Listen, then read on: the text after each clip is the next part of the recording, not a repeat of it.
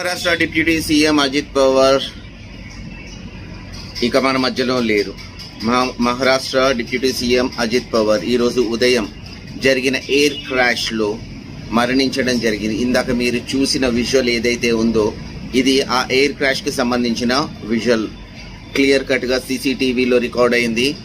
8 గంటల 46 నిమిషాల 1 సెకండ్కి అజిత్ పవార్ విమానము కూలిపోయింది. దానికి ముందు మేడే ప్రకటించిన పైలట్ ఎందుకు అదుపులోకి తీసుకురాలేదు?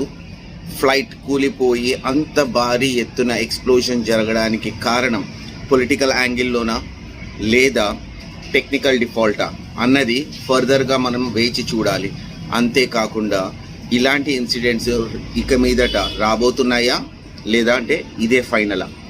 ఒక్కసారి ఇన్ఫర్మేషన్ ఏంటి అనేది మీరే చెప్పండి.